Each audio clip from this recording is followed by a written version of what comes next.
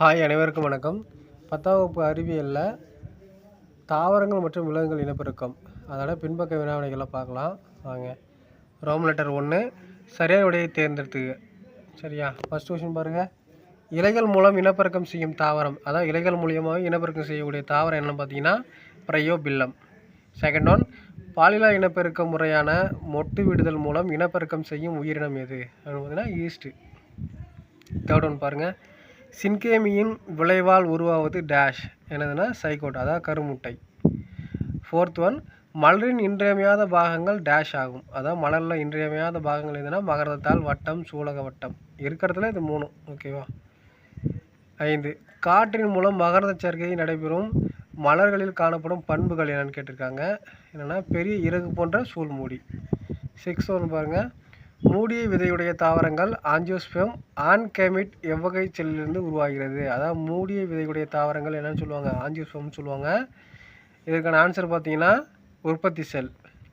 7th ஒன்று பாருங்கள். இனசெல்ன்றது கேமிட்டுகள். இனசெல் பற்றிய சரியான கூற்று எது அப்படின்னா, அதாவது என்னென்ன இது, இவை பால் உறுப்புகளிலிருந்து உருவாகின்றன. இனசெல் கேமிட்டுகள் எது சரியான கூற்று கொடுக்குறாங்க? 4 ஆப்ஷனில் எது சரியான ஆன்சர்னா பால் உறுப்புகளிலிருந்து உருவாகின்றன இவை. 8th ஒன்று பாருங்கள். விந்துவை உற்பத்தி செய்யக்கூடிய அடர்த்தியான முதிர்ந்த மிகவும் சுருண்ட தனித்த நாளம் இவ்வாறு அழைக்கப்படுகிறது. எவ்வாறு அழைக்கப்படுதா? எபிடிடைமிஸ். ஓகேவா? விந்து உருவாக்கத்திற்கு ஊட்டமளிக்கும் பெரிய நீட்சி அடைந்த செல்கள் டேஷ் ஆகும். என்னென்னு பார்த்தீங்கன்னா செட்டோலி செல்கள். 10th பாருங்கள். ஈஸ்ட்ரோஜன்களை உற்பத்தி செய்வது டேஷ் ஆகும். என்னென்னா கிராஃபியன் பாலிகன்கள். 11th பாருங்கள். கீழ்கண்டவற்றுள் எது ஐயூசிடி அப்படின்னு கேட்டிருக்காங்க. ஐயூசிடிங்கிறது என்னென்னா காப்பர் டீ. ஓகேவா? செகண்ட் ரோ, ரோம் லெட்டர் 2, அதாவது கோடிட்ட இடங்கள் நிரப்புக. ஃபர்ஸ்ட் கொஸ்டின் பாருங்கள். இருபத்திலை தாவரத்தில் கருவுறுதல் நடைபெறும் போது சூழ்பையில் உள்ள செல்களின் எண்ணிக்கை எப்படி ஒருமடிப்பாகிறதா இரட்டிப்பாகிறதான்னு கேட்டேன்னா இரட்டிப்பாகிறது. சரியா? செகண்ட் ஒன் பாருங்கள். கருவுறுதலுக்கு பின் சூர்பை அதாவது டேஷாக மாறுகிறது, என்னென்னா கனியாக மாறுகிறது. தேர்ட் ஒன், பிளேனேரியாவில் நடைபெறும் பாலிலா இனப்பெருக்கம் டேஷ் ஆகும், இழப்பு மீட்டல் ஆகும். மனிதரில் கருவுறுதல் டேஷ் ஆகும், அகக்கருவுறுதல். மனிதர்கள் நடக்கக்கூடிய கருவுறுதல் வந்து அகக்கருவுறுதல் ஆகும். ஃபிஃப்த் ஒன்று பாருங்கள். கருவுறுதலுக்கு பின் 6 முதல் 7 நாட்களுக்கு கருப்பதித்தல் நடைபெறுகிறது, அதாவது கருவுறுதலுக்கு பின்னாடி 6லேருந்து 7 நாட்களுக்கு கருப்பதித்தல் நடைபெறுகிறதா. 6 ஒன்று பாருங்கள். குழந்தை பிறப்புக்கு பின் பால் சுரப்பிகள் சுரக்கப்படும் முதல் சுரப்பு என்னன்னு சொல்கிறாங்க? கொலஸ்ட்ரம், அதாவது சீம்பால்னு சொல்கிறாங்க. ஓகேவா? கொலஸ்ட்ரம். 7th ஒன், ப்ரோலாக்டின் டேஷால் உற்பத்தி செய்யப்படுகிறது. ப்ரோலாக்டின்றது பிட்யூட்டரி சுரப்பியால் உருவாக்கப்படக்கூடிய ஒரு இது. ரோம் லெட்டர் 3 பாருங்கள் பொறுத்துக்க. காலம் 1 களம் 1 களம் 2ன்னு கொடுத்துருக்காங்க. டைரெக்டாக ஆன்சரை பார்த்துடலாம். சரியா? ஃபர்ஸ்ட் ஒன்று பாருங்கள். பிளத்தல் அப்படிங்கிறது அமீபா, மொட்டு விடுதலுங்கிறது ஈஸ்ட்டு, துண்டாதல் அப்படிங்கிறது ஸ்பைரோகைரா. ஓகேவா? செகண்ட் பாருங்கள் ரோம் லெட்டர் 2, அதுவும் பொறுத்துக்க தான். ரோம் லெட்டர் 2க்கான ஆன்சர் பாருங்கள். குழந்தை பிறப்புங்கிறது கருப்பையிலிருந்து குழந்தை வெளியேற்றம். கர்ப்ப காலம் அப்படிங்கிறது கருவுறுதலுக்கும் குழந்தை பிறப்புக்கும் இடைப்பட்ட கால அளவு தான் கர்ப்ப காலம். அண்ட அணு வெளியேற்றம் அப்படிங்கிறது கிராஃபியன் பாலிக்கில்களிலிருந்து முட்டை வெளியேறுதல், அண்ட அணு வெளியேறுதல் அப்படின்னா. கருப்பதித்தல் அப்படிங்கிறது கருமுட்டை எண்டோமெட்ரியத்தில் பதிவது. ஓகேவா? ரோம் லெட்டர் 4, சரியா தவறா எனில் தவறை சுற்றி காட்டி திருத்துக. ஓகேவா? ஃபர்ஸ்ட் கொஸ்டின் பாருங்கள்.